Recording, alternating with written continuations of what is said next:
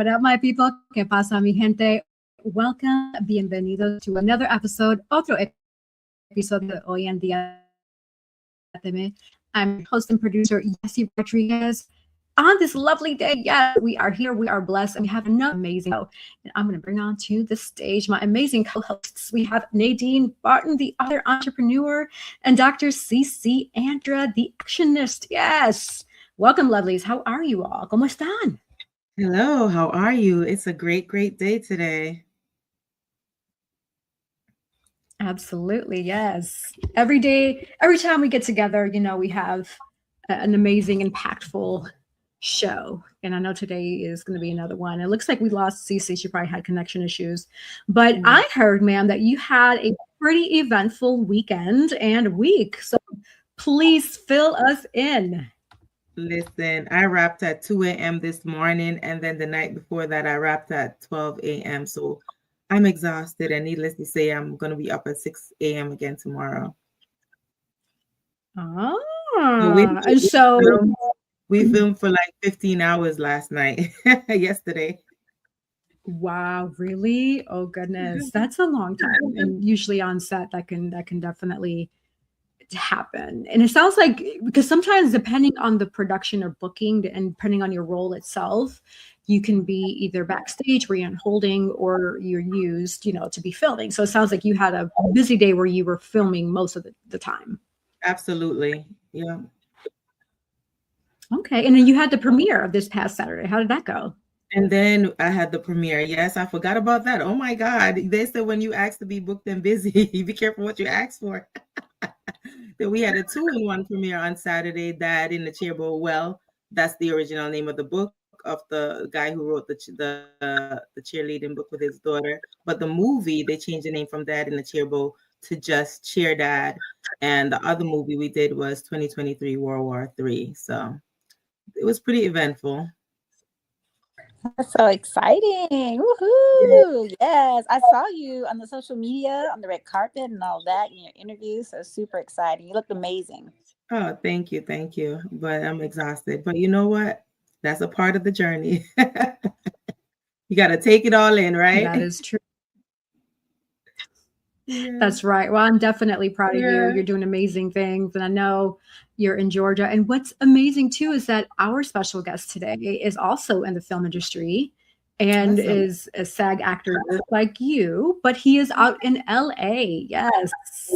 So it's awesome because I'm SAG eligible, you're SAG, and then our guest is also SAG. So it's like, hey, we're moving on up. I love it. Yes.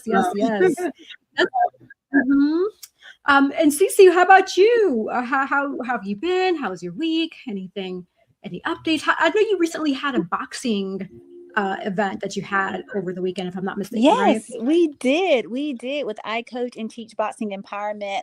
I'm a collaborative partner with that organization, and we had an event for young men, young boys. It was pretty amazing. The name of the group is called Accelerating Men, and it's all boy related, which I'm excited because I have all boys. And so my little kiddo was able to sit in on it. They go from ages 10 to 18, though my kiddo is not 10 yet. They still let him sit in on it. And so it was pretty cool. And so they were just teaching and asking real questions, you know, about, you know, just life, because they come from all different various backgrounds. And so just kind of seeing how they're dealing with life. And, you know, these moms, some of the moms are single parents, some of them were 2-parent home, whatever the case, but just different backgrounds, and just really kind of seeing their future, setting their goals, right? Checking out their morals and their values, you know, so we can have good men, because there's going to be good women out there, and we want them to, you know, have good men in their lives to support them, and, you know, and be respectful and kind and all that. And so they had like a whole little sit down session for the first hour. And then for the second hour, the boys, they boxed. And I'm telling you, they were wore out. I bet they all slept good the next day. Going home, but they were boxing their little hearts out, and they were just motivated. And of course, you know, I'm a rah-rah. I'm like, yeah, let's go, cheerleader, you know. And so they were loving it. And then we actually got them into the ring. So I have some footage of them in the actual boxing ring, and they just thought they were champions, right? And they were going for what they knew, you know. And it was just so inspiring seeing these kids. And the cool thing is that the gentleman that started the nonprofit, He is an actual singer. He's a performer, and he performs with like big names, like really big names, all in Hollywood. And so I thought that was kind of cool. And so he hosts different events, but he's doing this giving back to the community. It is all Christian based, which I really love that. So you're having that foundation, which is super important. And then not only that, the kiddos, like once they were done, we had pizza and stuff for them. And, my kid, he was talking and making friends, which I thought was really nice. They were able to connect. Boys that graduate from the program, they go off to college and they do well. And they actually come back to volunteer, to give back. So it was just a beautiful weekend. And so, yeah, life is good. Life is lovely. And I was just so happy to be a part of all of that. Awesome. That sounds truly touching. Absolutely. You are motivating and positively influence young men. And that's amazing. Like, I salute you. And I know you always have different events similar to what you just shared. For those who want to attend or want to participate, when can they find information? Yeah, so you guys can check us out now. We're at the Pride City Cece, Gym. did I lose you? Can you hear me? Yes? Okay. So we are at Pride Is it me, City. or is there like a audio? There's a lag. Yeah. Yeah, I think there's a lag on your end, Yessie.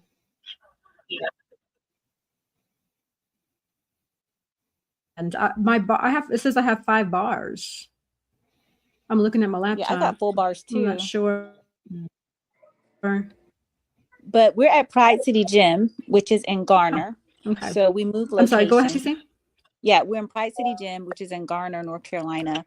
We moved locations from Grit City, that was in Raleigh, out to Pride. And it's really nice. It's really amazing. And we have classes. This is for veterans. We really sponsor veterans and things of that nature and their family members. And so anyone can come out, veteran support givers, whomever, and they can attend a boxing class from Wednesdays from 2 to 3, and then on Saturdays from 12 to 2. And so you guys can come, your families, whomever, you guys can get a boxing lesson on. And our youngest is 4, and our oldest is all the way to 83. So this is for all people. This is for people with disabilities. We have people with Parkinson's. We have people, with all kinds of amputees, all kinds of disabilities. So everyone can get in. There's a place for everyone. And I think you all will really love it. So yeah, check us out either on Wednesdays from 2 to 3 or Saturdays from 12 to 2 at Pride City there in Garner, North Carolina. Awesome. Thank you for that update. Yes, there you go. For those who want to attend future events, Pride City in Garner, North Carolina. Very, very inspirational. And it helps the community, it helps the youth, it helps you all, right? Like Cece said, there's ranging from 4 all the way to 83. That's good. I mean, hey, you are never too young or too old to be in good health and good shape. So always definitely take care of yourself. Yes. And so we are 14 days into the new year, and a lot has happened. A lot has transpired. And every day is like a never a dull moment. And so with that in mind, we're definitely going to keep it positive, right? So I don't know if you all know, in light of our guest today, a lot about SAG, or Screen Actors Guild. And so with that, I'm going to share some high level information for those who don't know. This is an opportunity to be enlightened of what SAG is. So the Screen Actors Guild, now officially SAG-AFTRA, is a labor union that represents professional performers in film, television, commercials, streaming, radio, voiceover, and more. So at its core, the union protects performers' rights, pays, and working conditions, and negotiates contracts with studios and production companies so actors don't have to do that alone. So the key protections includes minimum pay rates, residuals, health and pension benefits, safe working conditions, and use of likeness and voiceover protections.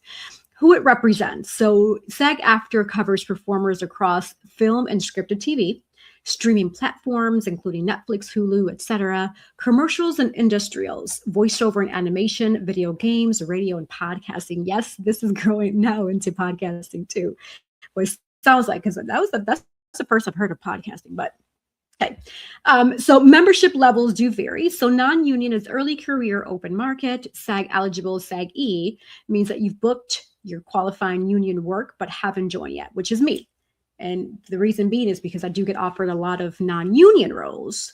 And so if you are a SAG member, you take a non-union role, that can be not so good for your career, right? You get fined.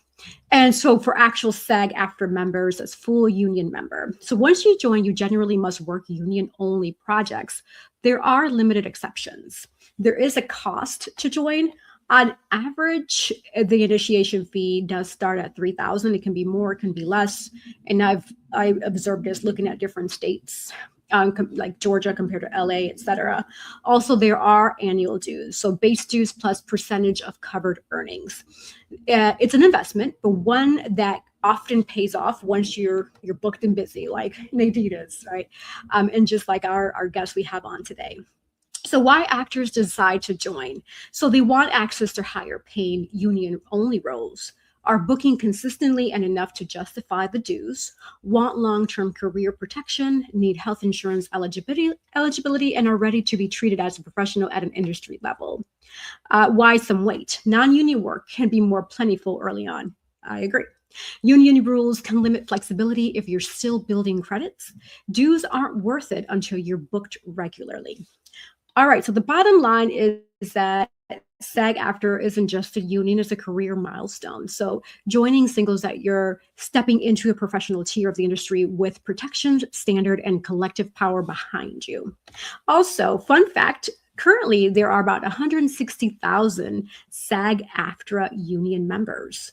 The number includes performers working across film and TV, streaming platforms, commercials, voiceover and animation, radio broadcast, and digital media. So it's definitely one of the largest entertainment unions in the world. And I know I've said a mouthful, so any questions, comments? I know, Nadine, you know more about this, but Cece, you hearing this, what are your thoughts about that?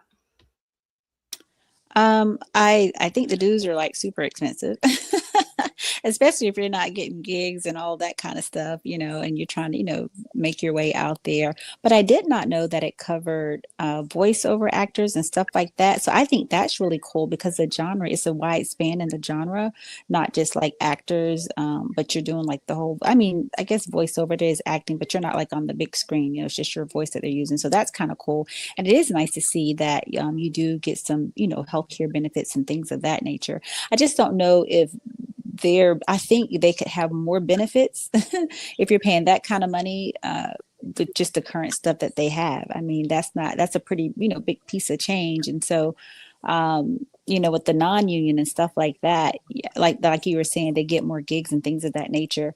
So I don't know. I don't know if that's something that I would actually invest in, just because I don't think the benefits really like just hearing what you just read, it really just kind of would lull me in to be like, oh, this is going to be great for my career. You know what I'm saying? I don't know. I think there's just some pros and cons to that, kind of just as to where you're at within the acting field. But I just don't think there's enough benefits there to substantiate or, that cost to be a member. Yeah, no, good point. I didn't read also that there are actually biannual dues as well. This means that members pay dues twice a year in addition to your initiation fee. So you are right. If you're not really booking heavily and let's say you go 6 months and you're dry, you still have to pay the biannual due regardless. So that is a good point. Now, we do have Nadine who did decide to join. And we do have our special guest who is also a SAG-AFTRA union member. So just want to hear from Nadine. What motivated you to become SAG, Nadine? Well, because, growing up, I've always wanted to do acting. Despite the fact that I joined the Navy, I did drama class in high school. But when the opportunity presented itself and I'm now retired from the Navy, I said, I'm going to do this and I'm going to make this like a second career. I'm not going to say I'm going to be big, this big super celebrity or whatever, but this is what I'm passionate about now. And I think that if this is what I want to do versus just doing background, this is going to be beneficial in the long run, despite the fact that, I'm already getting medical through my retirement. That's not, some people it's beneficial for them if they don't have that benefit. So I don't need that portion of it, but there still a lot of benefits if you go on the website and see what it, represents and what it offers to you.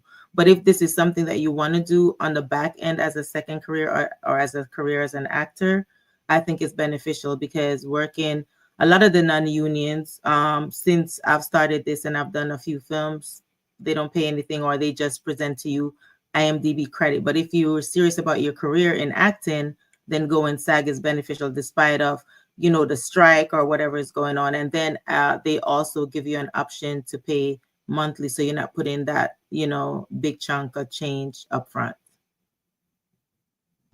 Okay, got it. Good to know. Very helpful. So yeah, as you both stated, there are pros and cons to both, right? It's just at the end of the day, how you want to approach your career.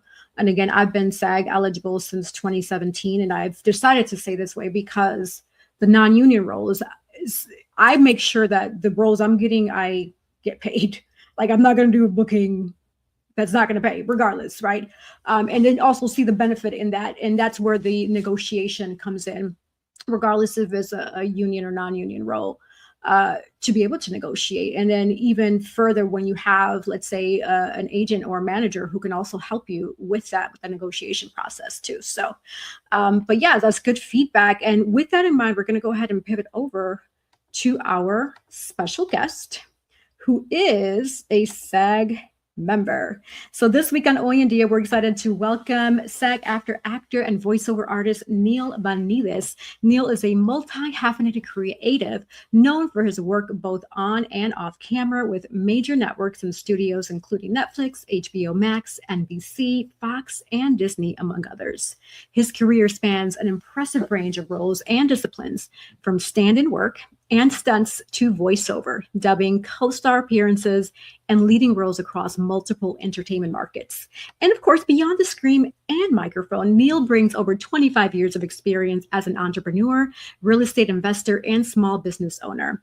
His commitment to build sustainable businesses and balanced lifestyle has allowed him to nurture his creativity while maintaining longevity in a competitive industry. So on today's episode, we will dive in. We will have that deep conversation with Neil's journey through the entertainment world, the realities of working across different lanes of the industry, and how intentional living, entrepreneurship, and creative discipline overall intersects to support long-term success. So without further ado, we're going to welcome our special guest, Neil Vanides.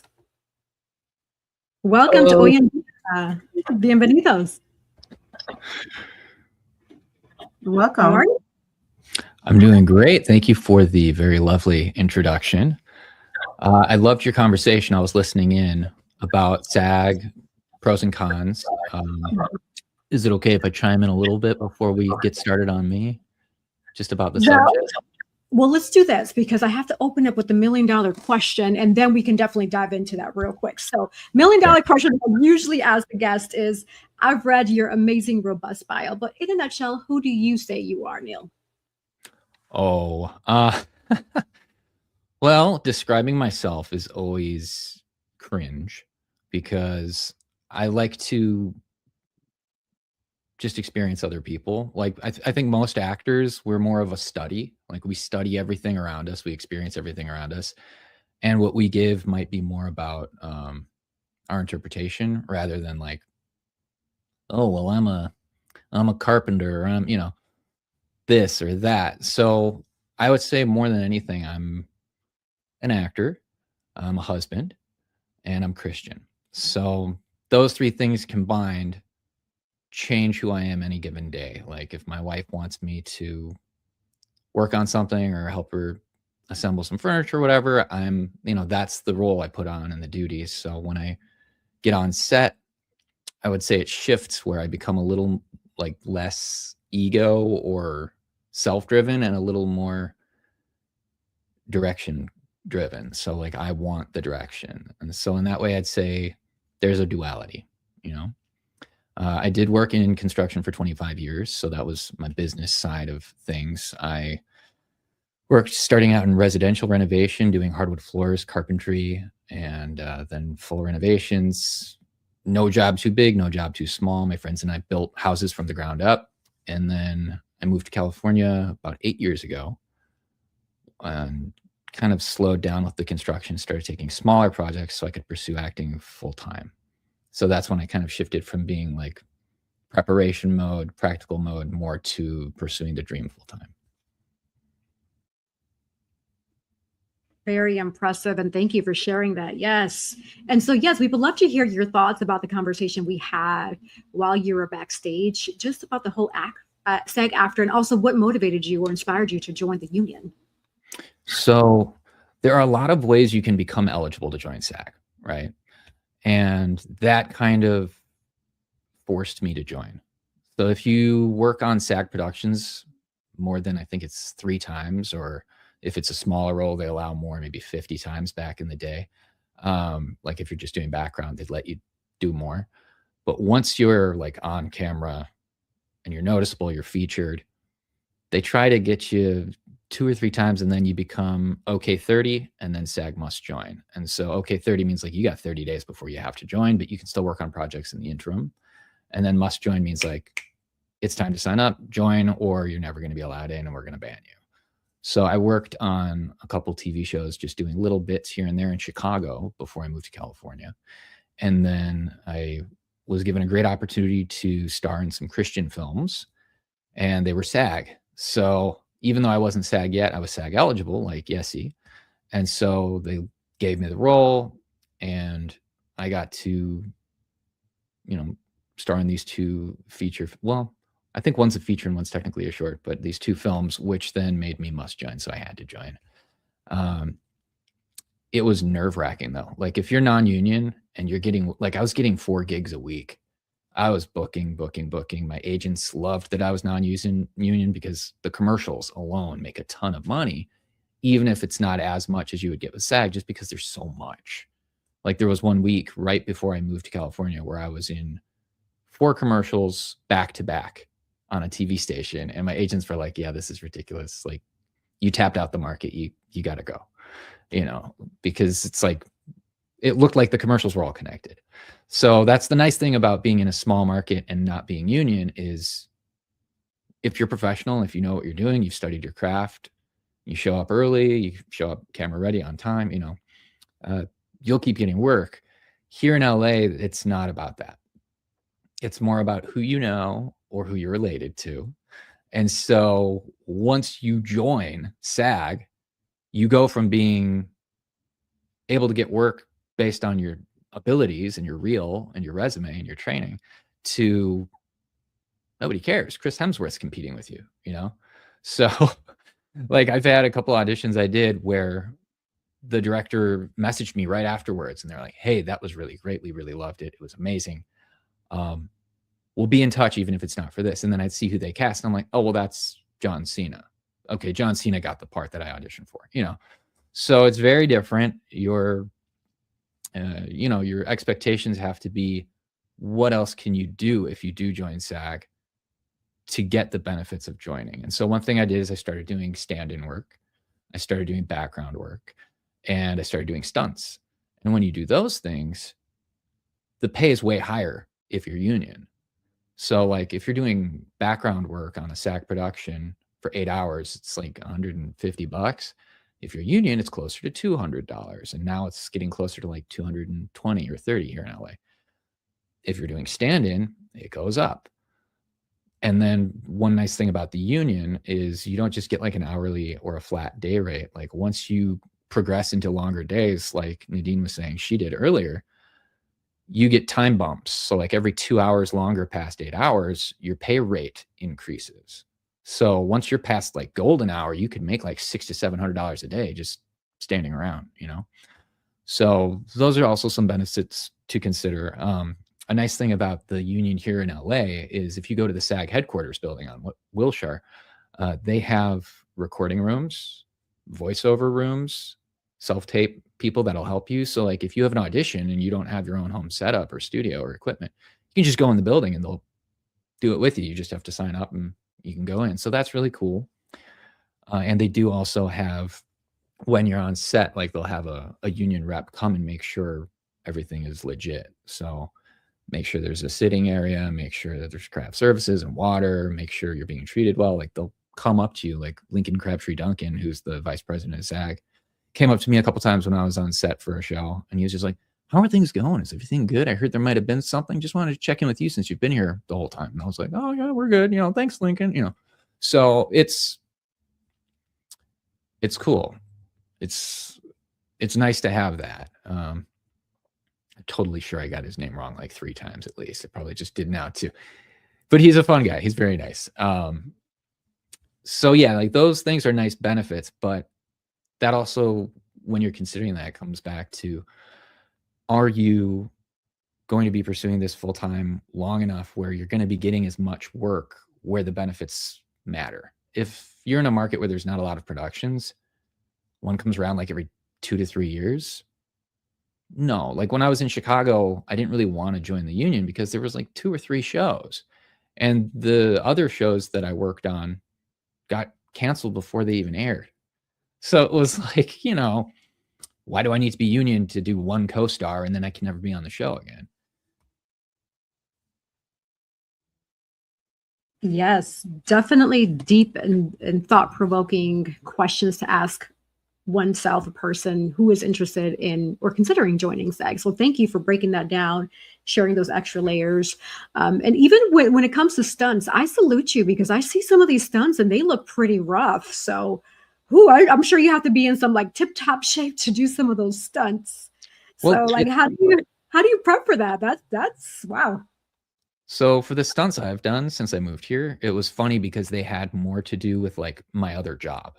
So I worked in construction, and these weren't like kung fu stunts, because, you know, people always think like, or, you know, I wasn't like doing anything too action movie-esque, but I was working on the show 911, and there was a scene where a lady falls through a balcony. Like the balcony collapses while she's standing on it outside of her apartment building in downtown LA. And they used practical effects. So they actually had this balcony with like a hole in it, and they like put the woman through it. And the guy who's supposed to play like the paramedic firefighter who comes in to save her, he's like, I don't want to deal with this. Like, they have this like crowbar tool that you like try to break the ground to like get the woman loose, and he'd never used it before.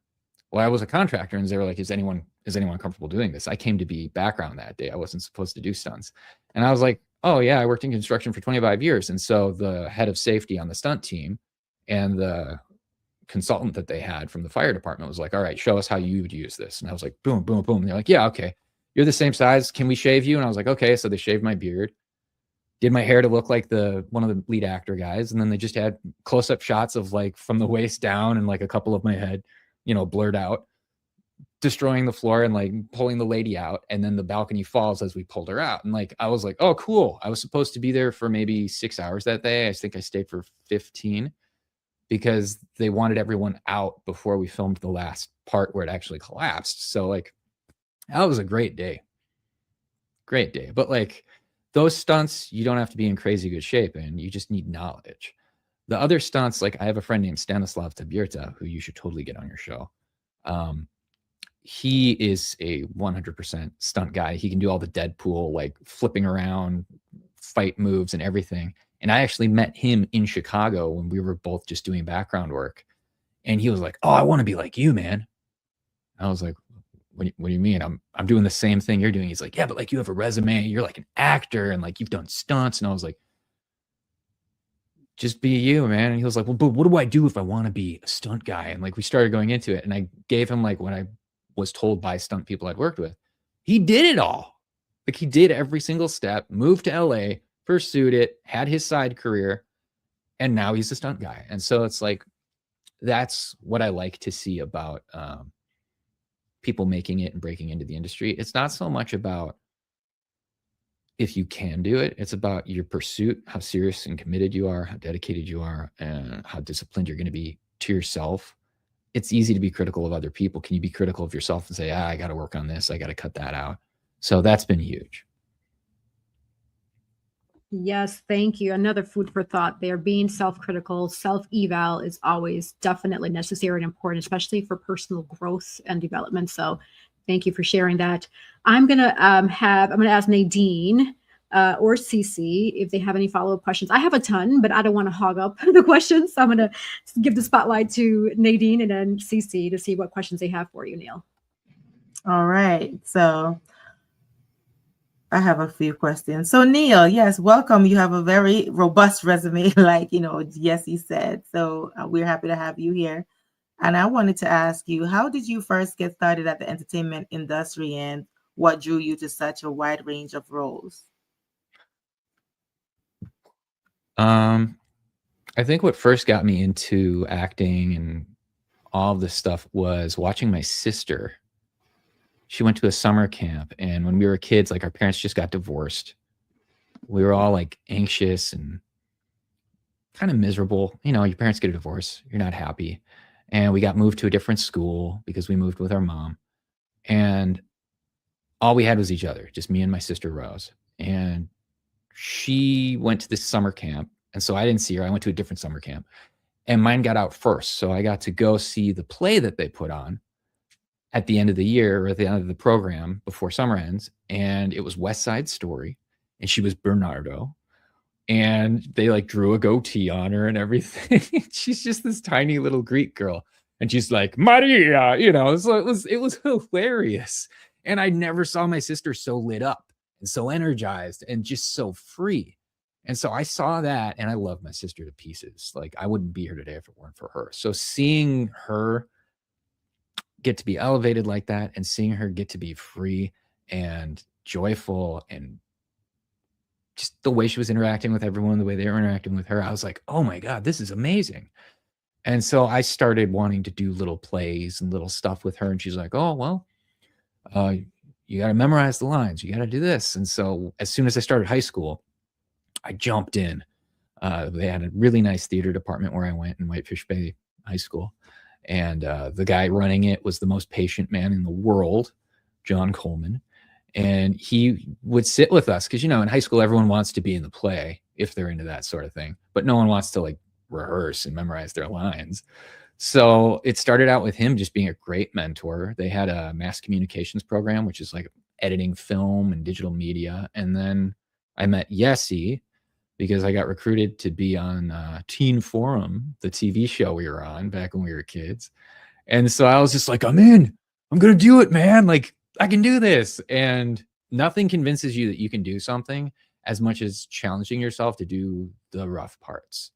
Like, I remember one time I had to do an interview about,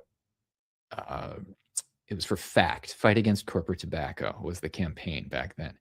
And they're like, all right, you got to wake up 4:30 in the morning, go get all the supplies. We're going to meet you outside of this building. You're going to do the interview, wear a coat. It's going to be like 40 degrees out because we were in Wisconsin. And so it was freezing cold at like 5 in the morning, and I'm doing this interview and I'm just like, yeah, back to you, you know, or whatever. And I'm like a sophomore in high school, but it worked. And I was like, wow, I just did that. Like, it's never going to get worse than that. It did. It gets worse than that. Not the show particularly, just in general, when you're doing anything you love, there's always going to be challenges. But that actually made me want to do it more because I was like, oh, this challenged me. And I met the challenge, and now I feel better, and now I want to do more, you know. Oh, thank you. That's awesome. So I have another one. I didn't, this is great to know. I didn't know you and Yessie, you guys worked together when you guys were younger. Oh, That's yeah. amazing. Wow. Okay, so my next question is, what advice would you give creatives looking to build longevity in such a competitive industry? I would say longevity in anything has to do with how seriously you keep your word to yourself. So I guess to break it down, it would be, do you really want it? Do you think you want it? Do you just want what you think it'll provide? Because like, I've worked in projects and on productions and done stuff because I was like, oh, I just got to keep working. No, it's the wrong reason to do it. You have to love it, and you have to be willing to be what the job demands of you.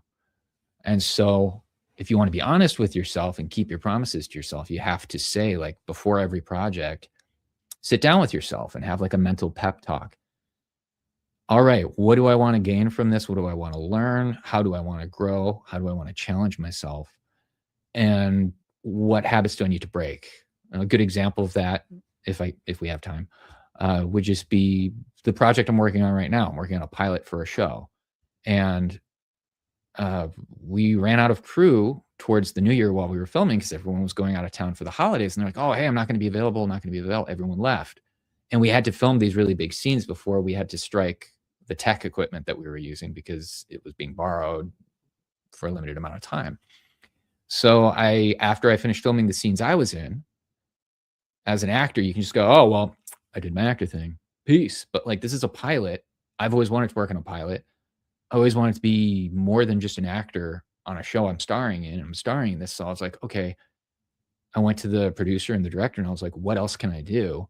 I've done this in the past. Like, just tell me what you need. And we needed to move like 1,500 pounds of sand onto the set and make like a fake desert.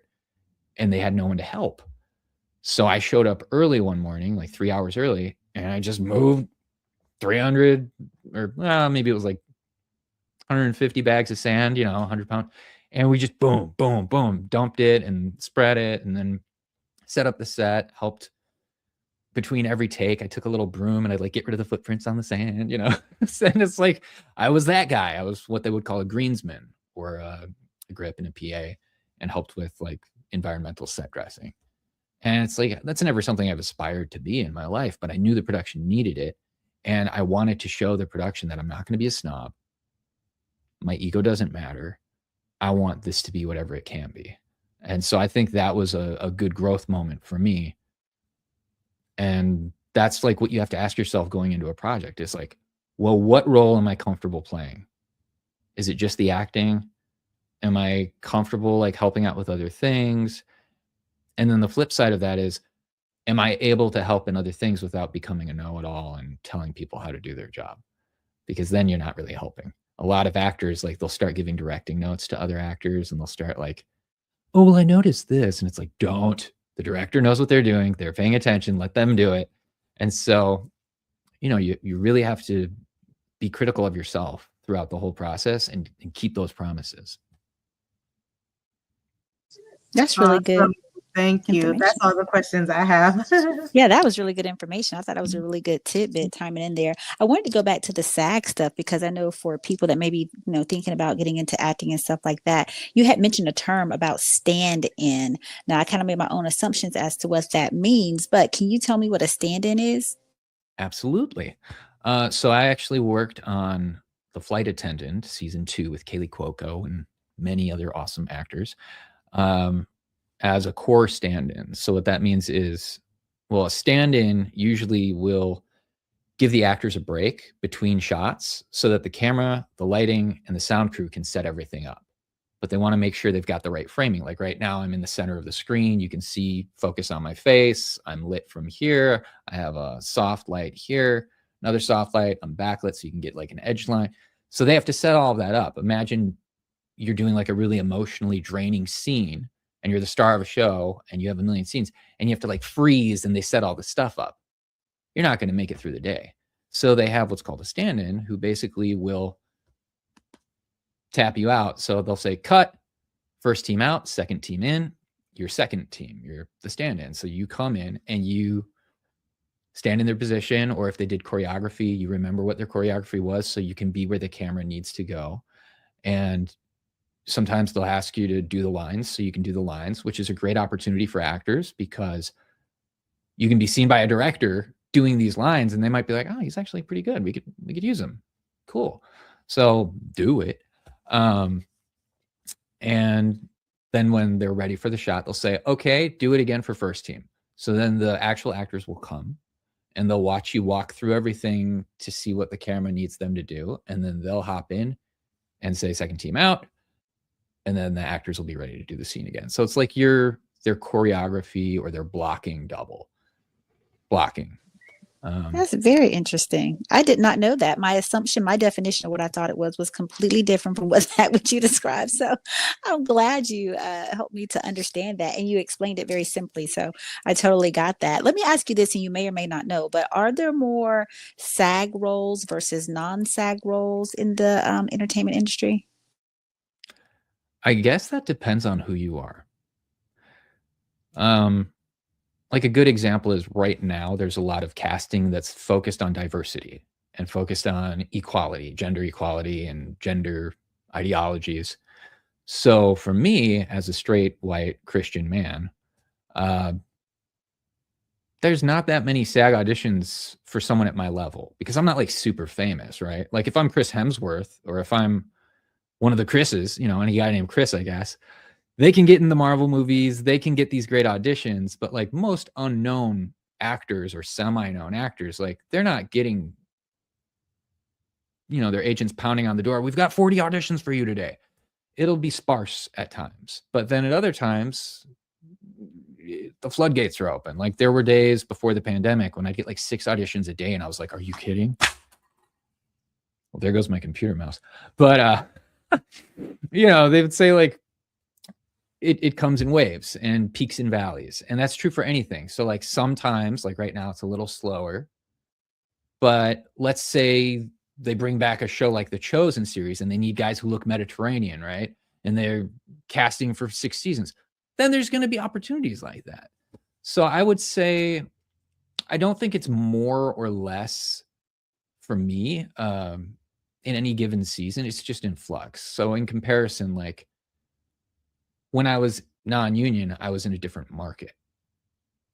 I was in a smaller market. There were like 50 guys my age who looked kind of like me that were competing with me. I moved to LA and joined the union. And as Jesse said, there are 160,000 members in SAG who are all saying, yeah, I'm willing to travel. I'll submit for that. I could be a local hire and stay on my friend's couch. So my competition just increased exponentially, So there might be the same amount of work, but there's no way to know because the casting offices are only going to accept like maybe 100 to 300 submissions. Great information. Great information. And then my last question, I guess, about the whole SAG thing is like, can non-SAG personnel work SAG or vice versa? Yeah. So there's something called a Taft-Hartley agreement, which is a contract you sign allowing you, I believe you can do 2. And if you do a 3rd one, you have to join. And that kind of goes back to what I was saying before about OK 30 and then must join status. So if you sign a Taft-Hartley, it means you're non-union, but you can work on a union production. And they'll basically pay you the union rates because the union is protecting that.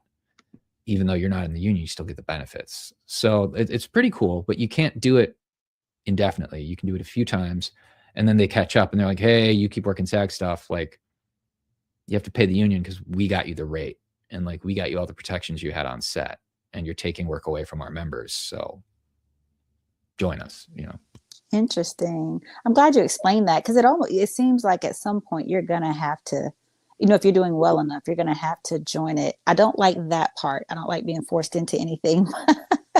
And so because it's almost kind of sound like a money grab too, but I do know they're providing, some benefits. But my other question is, how do you handle like when you first start getting into everything and maybe you're really super excited about a role and you didn't get that role? How did you handle it then as compared to how you handle it now? What are some tips that you can give personnel? Because sometimes, that be that thing that you really, really want, you don't get and you're like completely devastated. So what are your differences in how you handle it then as to how you handle it now?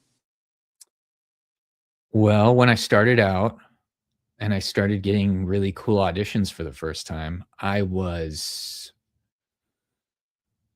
overwhelmed and terrified. Like, I think I had an audition for Aladdin, for Disney's Aladdin, to be Aladdin, and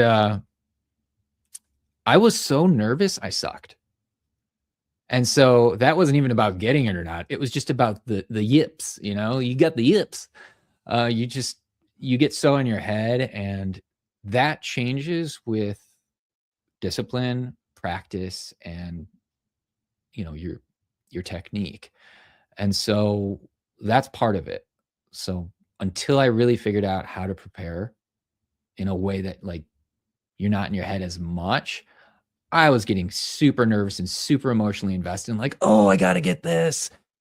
But then I moved to LA where the opportunities were even bigger, right? And I had an audition for the Fast and the Furious franchise. And I got a call back and I was pinned. And my agent was like, oh my God, this is it. You're going to be, And I was like, stop telling me, like, just let me do my thing. Just let me do the audition. And you could tell me like afterwards. And when I didn't get that, which it took forever to find out, like sometimes they forget to tell you, oh, we unpinned you. oh, you're not being held for the part anymore. And so like when you find that out, you know, you're on cloud 9 for like the whole time until you find out. And so there is like a lesson to be learned, I guess. What I used to do when I would find out I didn't get something I really wanted is I would go to like a little coffee shop and get something really rich, like tiramisu or cheesecake or pumpkin pie, you know, and I'd eat it very slowly. And with every bite, like convince myself like, all right, what's next? What's next? What's next? Because if you're just sitting there feeling sorry for yourself for having an awesome opportunity that like, so what, it didn't work out, that's stupid. But then I started also, once I moved here, adding to it with, okay, what good came of this that I need to keep in my mind? Well, I've auditioned like 20 times for Seth MacFarlane. I've never worked with him, but he keeps, like when he has projects, I keep getting auditions to work with him, which means like he or his casting agent like me. So even though I didn't get the work, I have to be like, I'm doing something right, because they don't never want to see me again. They keep bringing me back, right? And so it's like, you can get all in your head the wrong way, or you can get all in your head the right way and say, okay, well, they liked what I did for this because I got pinned. I mean, maybe the other guy was more famous and that's why he get booked. That's why I didn't get booked. It's usually true. That's usually why. So it's like, okay, I don't have to be down on myself. I'm just not there yet. So that's a big part of the healing too. And I would say, yeah, so preparedness, preparation, really being serious about what you bring to the camera, what you bring to the audition. That way you're not going to feel like you blew it. And if you didn't get it, it doesn't bother you as much because you're like, well, I brought it. Like I have auditions that I did like 5 years ago that I saved on my computer because I did such a good job. I was just like, I'm proud of this. I didn't even book it, but I'm just so proud of what I did. And that's what you need to bring into it. Wow. Great insight, good perspective. It's all about mind over matter and how you see your blessings. So great feedback, and thank you for that. We're actually going to jump over to a quick sponsor break. So don't go anywhere. We will be right back. A bold builder of people, purpose, and platforms, Girls with Gigs helps high performers and those desiring to achieve more shift mindsets and activate purpose. Whether it's career or leadership development, personal branding, or knowing your worth, in the job market, transformation has never been closer, because this is where purpose meets action and dreams become destiny. Book your free consultation today at www.girlswithgigs.com. At Cab Zenza, we believe beauty is a ritual, not just a routine. Rooted in intention and inspired by nature, our skincare is crafted to nourish more than just the skin. It nourishes the spirit. Every jar is made with purpose. Because when you flourish inside, it shows on the outside. Cab Zenza's isn't skincare, soul care. From the moment that I put this Cab Zenza on my skin, it feels most amazing. As you can see, it has your skin glistening, it's moisturizing. You too should get Cab Zenza. Luxurious body butters. Yes, big shout out to both of our sponsors. So if you are looking to find your purpose because you don't know your purpose, definitely reach out to Dr. C. Andra, the Actionist with Inspire for Purpose and Girls with Gigs, and she will definitely help you get on track with that, helping to find your purpose. And also, it is winter.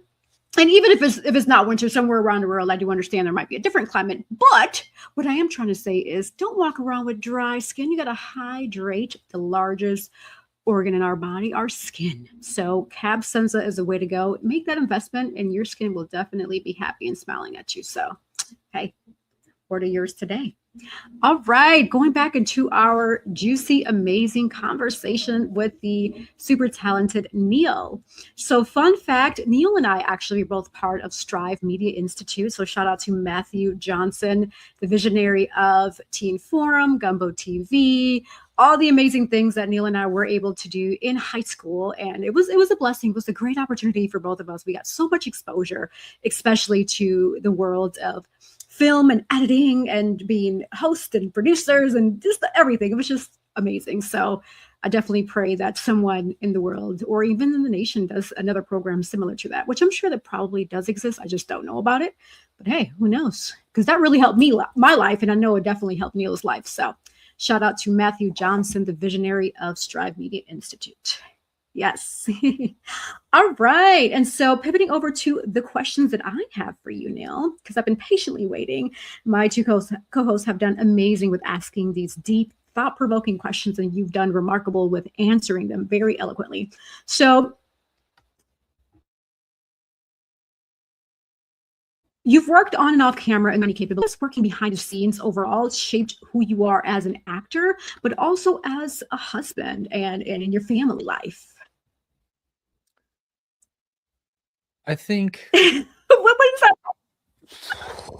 I think it has helped me in ways. You know, any interactions you have with anybody are going to shape how you behave and how you see yourself in a relationship. Because people can be very critical, people can be very communicative, people can be very judgmental, but people can also be very helpful. So when I'm on set, you know, when I started out, I was very critical myself. I was critical of like, this is taking too long. Oh, this is that. Oh, you know, and I worked with this guy who just had the greatest attitude in the world about everything. And he and I were like going through the same thing on set every day, like just sitting in the freezing cold while we wait for the camera guys to argue with each other about what angle they're supposed to do, you know, and there's nothing you can do about it. But he was just like, isn't it cool that this is our biggest problem right now? And I was like, holy crud, that's deep, man. We haven't even had lunch yet. It's too early for that, you know? Like, but it's true. Like, I remember days where I've had absolutely horrible days. And when you're on set and it's like a bad day on set, like it's still better than most people's best day, especially because you're pursuing your dream. So that kind of opened up my eyes. And then right before COVID hit, my, at the time, fiance, now wife, went to the Philippines on a trip. And I had like all this anxiety. Like when I moved from Wisconsin to California, I was a nervous mess because I only came here with like $3,000 to my name and didn't really have a job set up or anything. I just had like a manager who was like, oh yeah, we'll get you work. Just go and we'll get you the work. I didn't get a lot of work. I ended up taking odd jobs and going back into doing like handyman work in construction. So I was stressed, and it was destroying me and I didn't even realize it. And my fiance, you know, she's like, well, my friends and I, we go on trips like every year or two and it's time for us to go on our trip. I want you to come. And I was like, you want to travel abroad? Okay, you know, and it was like this adventure trip where we like went zip lining and jumped off cliffs into water. Like we jumped 30 meters. And so when I was there, like, and it was time to do the zip lining thing, I started having like a panic attack. And I started thinking about what my buddy said on set, which is this right now is someone else's best day. Like even this moment. And so I applied that. And I like closed my eyes and I remembered some acting exercises where like you think about your inner child and like what they would want to do, who they want you to become. And I'm like, I always wanted to be Batman. I always wanted to zip line. Like my whole life, I wanted to zip line. Why am I freaking out right now? This is cool. Plus, like, I know I can do it. And so I was like, I'm doing this for child me. And I'm doing this because there are a million people in the world who want to do it and can't right now. And I did it. And it was amazing. And I was like cry laughing because I was like having this catharsis, this moment of like, oh my God, I just, you know, and that followed me, like that one thing my friend David said followed me all the way into that vacation, which then followed me into marriage, which is your perspective can change like that if you're willing to. And like any situation can change like that if you're willing to just look at it honestly. Like just see it for what it is. It's not that big of a deal. Like I told you before we started, on New Year's, the roof flooded on one of my rental properties and I had to go out in the rain for like 7.5 hours to deal with a leaky roof on New Year's. It was cold. It was raining. I had to do it. And I told my wife as I was driving there in the car, I was like, I'm not going to get worked up. I'm not going to let this defeat me. This is just something we're going to deal with, and then we're going to get back to our day. And, you know, I let her go like back in the car a couple times, and then she like went to Lowe's and bought some stuff and came back. And I was just sitting there. And when it was done, like I made that little promise, that declaration before we dealt with the problem. And we came home and I told her, I was like, I'm so proud of you. We kicked butt. And it was a horrible day, but I was in a great mood. And I put myself in that mood. And, you know, maybe some people think it's like the power of the tongue, like be careful what you confess, but you can confess good things too. Like you can say like, this isn't going to take me away. This isn't going to ruin my day. And so that, I think that's like the ultimate takeaway from the industry is like, you pick your attitude and it informs how everything goes. I love that. Good perspective, definitely. And that's something that we do speak on here is manifesting, right? Or the power, like you said, power of the tongue. When you speak good, good happens. When you speak bad, then hey, that could shape your day as well. So manifestation, the power of the tongue is definitely an important element to really think about that. So very, very important for sure. And even with that, along those lines, my follow-up question is, how do you continue to sharpen your tools, your skills, like especially when the days can get a little slow, you're not really booking a lot? What are some of the tools or tips or techniques that you go to help you stay polished as a professional actor? Well, that's a great question. And I think it changes sometimes, but there are key elements that are the same. So the big keys are read.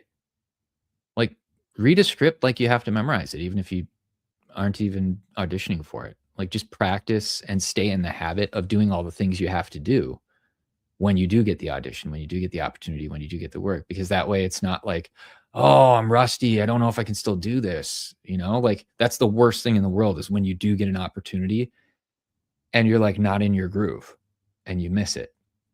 So stay in your groove, read scripts, be creative. Like you might not be able to act, but like right now, we're casting some of the parts for my show. And while they're going through that process and I'm like referring people and they're doing their own thing in the production team, I told the producer, I was like, hey, can I design some like posters just like for funsies? Because like I had a bunch of conceptual art ideas that like I drew sketches and stuff to help me visualize the world before we got started. And he liked them. So he was like, yeah, go for it. Go for it. And so like, if you're in a project and there's a lull, do things that keep you excited about it, you know, keep focusing on it. And if you're outside of a project and there's a big lull, you know, like we had a pandemic and there wasn't a lot of opportunity at all for anyone during that time, reach out to other creative people. You know, I had a friend named Dustin who he'd like make little short films. We would just for fun. Like we would just do stuff. Couldn't sell it, couldn't do anything because, you know, I'm union and, you know, there's rules. But we just made them for ourselves and we watched them. We're like, yeah, that was cool. I did good in that character. Maybe I can bring that into something later, you know. So just stay creative. And exercise is so important. Exercise is going to keep your brain sharp because you need that oxygen, you need the blood flow. It's going to keep your body from getting stressed out or overwhelmed. It's really good for burning off cortisol, which is what we all produce when we have high stress levels. So just work out, even if you're not like lifting heavy, just do things that get your heart pumping blood and oxygenating your system. And as far as food goes, maybe not too many fried foods, you know. What you put in your body produces the energy that you have for the rest of the day. So like blueberries or blackberries, those are amazing. One thing I really love is cashews. Like if you get tired really quick, keep some cashews in like a bag, just bring them with you. If you're struggling financially and you gotta stay bulked or, you know, get big or have energy, hard-boiled eggs, they're not expensive. You know, 2 hard-boiled eggs is 12 grams of protein. You know, it's good. You start your day with protein, you put the right things in your body, you keep the wrong things out. Like I don't drink alcohol a lot. I think maybe like once or twice a year, I'll have like a drink. Then when stuff comes your way, you're ready. You don't want to be hungover and get the opportunity of a lifetime and pass it up because you keep having to throw up, you know, like we're adults. Don't do it. Yeah, no, good perspective. And thank you for sharing that feedback. I do have one final question, but before I ask mine, I'm going to see Nadine. Do you have any additional questions you would like to ask Neil? No, I don't have any additional questions, but the projects that I worked on and how I got my SAG eligibility was on, that I worked on last night rather, and how I got my SAG eligibility was the Taft. And you had mentioned something about, if I'm not mistaken, about the pay for the background and with this Taft-Hartley with the union and non-union. So if you work on a Taft-Hartley, isn't it the same pay if you're union and non-union if it's on the Taft-Hartley project? I believe it depends on the size of the budget and the length of the project. So like if it's a feature film, I do believe they're supposed to pay you more. It's not that big of a difference though. Honestly, if you're doing background, it's gonna be like $30, $40. But the real benefit there is going to be what they have on set for you, like craft services, meals provided, places to sit. Like you're not doing a union project and there's no Taft-Hartley or anything. It's all non-union. I've had to like sit in the back seat of a car in the freezing cold. The car was off for hours while we were filming and never got paid, never got credit. You know, it's like there's protections. So that's the big benefit there for me. But yeah, with Taft-Hartley, I do believe there are different allowances. Also, one thing they added as far as SAG coverage goes is verticals. There's all these phone shows that people are making now. So if you're doing a vertical series, they now have a SAG contract for that too. So you wouldn't be excluded from being able to do those if you did anything. Awesome. Good to know. Yeah, but they fed us well, though. They did feed us very well. Good. Crafty. That is awesome. Yes. And Neil, just as a heads up, on my end, it shows you frozen. Nadine, do you see him frozen or is it just me? It's weird. I see that too. Let me check something really quick. Yeah, and it was kind of lag, like the conversation. Gotcha. Okay, thank you. See, this is what happens every time we have a juicy, deep, thought-provoking conversation. It's like the universe, for some reason, tries to the negative energy tries to step in. But guess what? Nope, not today. Bye. We're going to rebuke anything negative. Woo, woo, woo, woo. Bye. Mm-hmm. Hold on. All right, CC. Yeah, go ahead. I'm trying to get Did it you to say something? Am I still frozen on your end? You are still on my end. But we can still hear you, which is fine. Yeah, we can still hear you. Give me a second. Yeah, absolutely. Wow, while Neil works on that, this is some really deep, good conversation, especially for those who are looking to get serious about the acting industry, right? There's good days, like Neil said, there's bad days. And even Nadine, you've experienced that good and bad. I've experienced that good and the bad. It's just one of those things where it's like perspective, right? This is a blessing. You're doing something that many, I'm sure, want to do. They just don't have the courage to do it or don't know how to step up to say, hey, I'm ready to take this on. And it is going to be a challenge. It's not going to be easy. There's a lot that you have to give of yourself emotionally, physically, time, right? Time-wise, there's a lot that you have to give to yourself. But it's one of those things where, depending on your perspective and where you see yourself, it can be very rewarding. And so overall, I salute all of us who are in this journey together. Now, Cece, who's joining the acting community, we started our coaching session recently, and she did amazing. And she's going to be part of another one of our productions coming up with Collective Visions. So it's going to be another one on the way. We got to stay tuned for Cece coming up. Yes. But Cece, spotlighting you, any additional questions that you have for Neil? No, just want to really say, I've just so appreciated you being on with us here at Hoy En Día TV. You're just a breath of fresh air, and just loving your perspective and seeing how you handle life, right? And how, the other gentleman you had the conversation, he was like, this might be our worst day, but it's somebody else's best day. And I love that. Like that that for the new year, like I'm taking that all in, right? I'm just taking that all in because that's how God wants us to see everything, you know? And so I so appreciate that so much. And I just thank you for your wealth of knowledge, right? And able to explain, you know, a little bit more about this entire industry. I know, just as Jesse was saying, it could be very challenging. It could be, you know, just a lot of adversities and things like that, that, you know, you have to face within the industry because, again, right, people knowing people and that kind of stuff, the whole nepotism of it all, you know, that can always, you know, be a big factor. But, you know, you were just a breath of fresh air on tonight, and we just appreciate you so much. The conversation is amazing. We definitely got to have him back for a part 2. Yes, you already know. So and bring on your friend too, the gentleman that you said we should have on. We will be happy to have him as well. So this has been amazing, and just want to just take my hat off to you and say continue keeping on. I love the fact you know, that you love filming the Christian movies and things of that nature. I want there to be more of that, right? Because our world is hurting and it's needed. People need to see good films, right, that give you hope and inspire and help push you forward and stuff. So I love that. So again, congratulations, and we're so happy that you took some time out of your busy evening to spend here with us on Hoy En Día TV. Thank you. Beautifully said. Yes, yes. We are almost coming to an end, but there's still a little bit left in the show, so don't go anywhere just yet. My follow-up question is regarding, well, I actually have 2. I know earlier I said I had 1, but I have 2 actually. So what mistakes do you see actors making repeatedly that could be avoided with better information or even the mindset? I know you mentioned earlier about the whole power of the tongue mentality, but from an actual acting technique perspective, what are some of the things you do see when you work with others?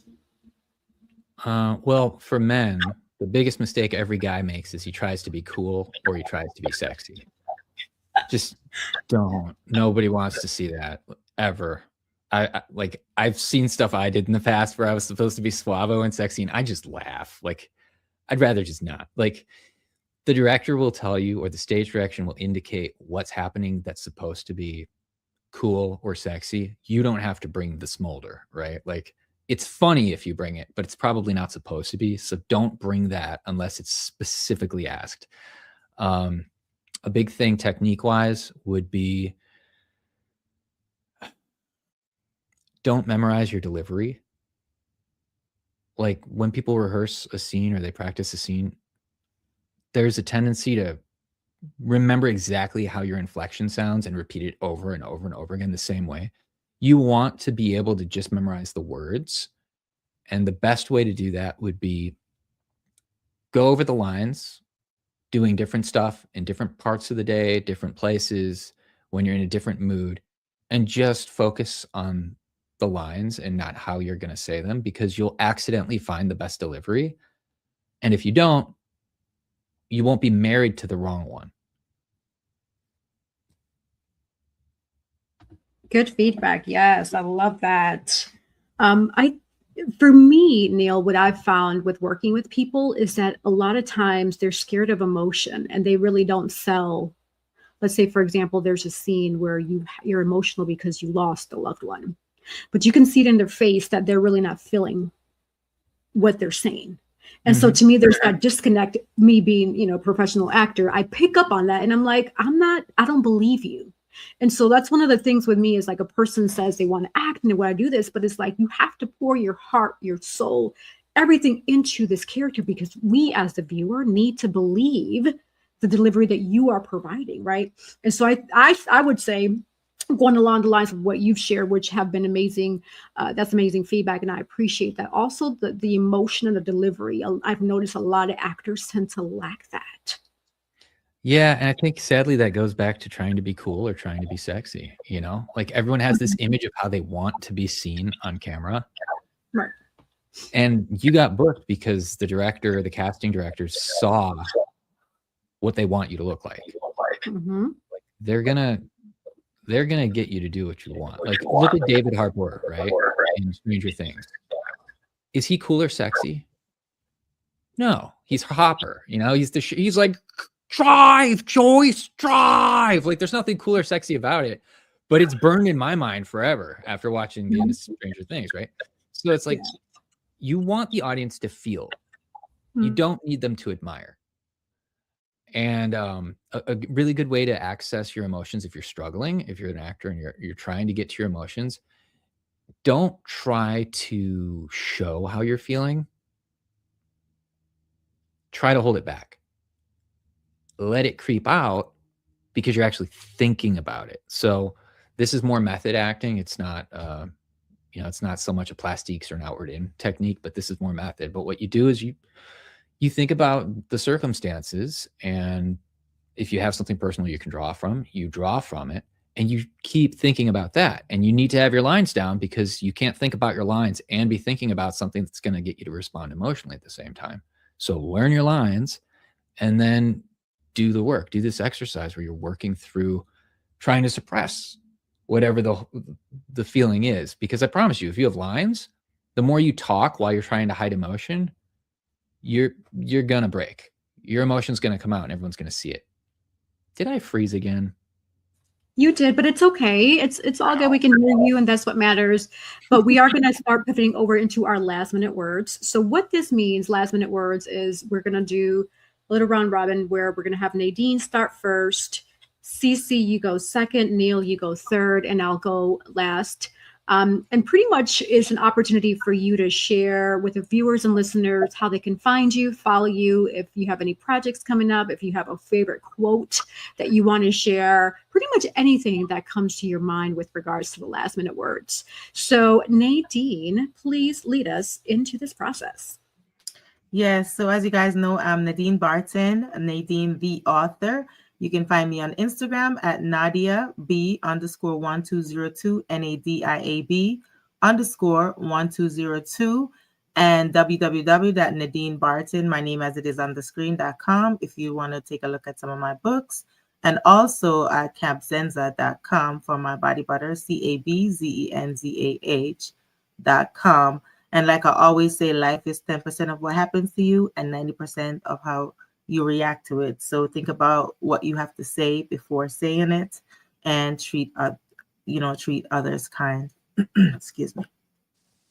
Fantastic. Loving it. So, hey, I'm your girl, Sandra, the Actions with Inspire for Purpose and Girls with Gig. You can too find me at www.inspireforpurpose.com or girlswithgigs.com, and I'll be happy to work with you, inspiring your purpose. My quote is to remember nothing positive ever came from negative thinking. So always keep a positive mindset. And with that, you will be changing lives all around the world.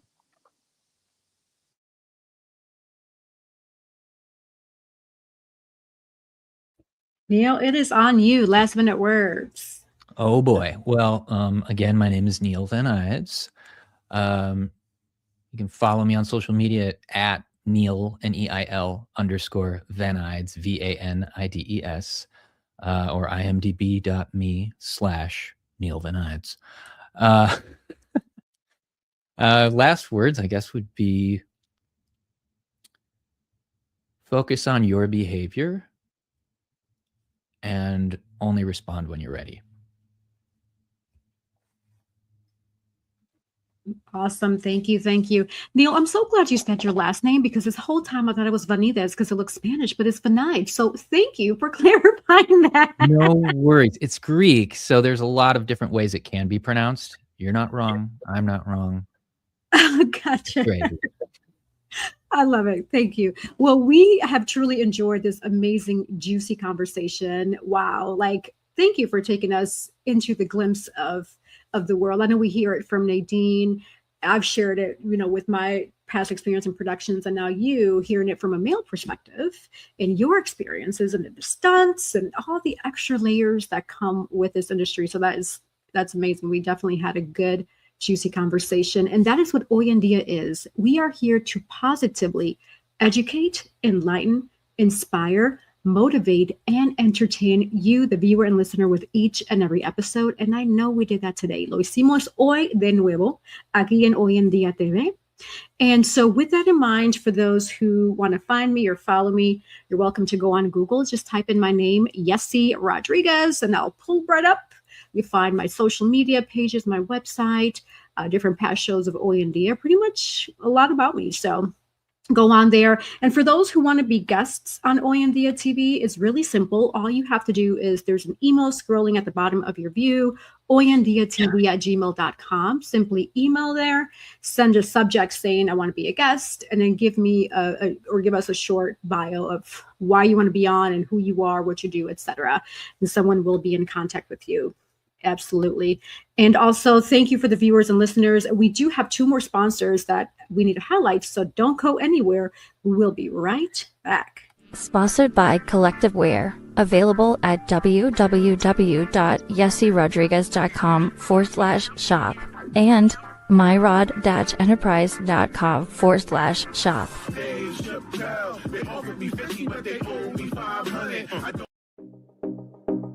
Sponsored by Divine Beauty and Accessories.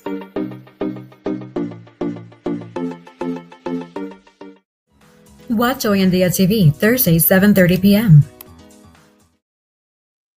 That's right. Thursday, 7:30 p.m. We are here live with Hoy En Día TV and reruns Sundays, 7:30 p.m. And you can catch past episodes on my website, yessirodriguez.com. On the upper left-hand side, you're going to see a drop-down that says Hoy En Día. And so all you have to do is there, you're going to see the different areas that you can find the podcast. Just click on one of those, whether it be RSS, Apple Music, Spotify, Amazon Music, Samsung, just a bunch of them, whole list. Just go on there and catch past episodes of Hoy En Día TV. But without further ado, that's all we have for you. I mean, hey, thank you for being here with us. Neil, we definitely have to have you on for a part 2 this year. And for you all, thank you again. Until next time, hasta luego.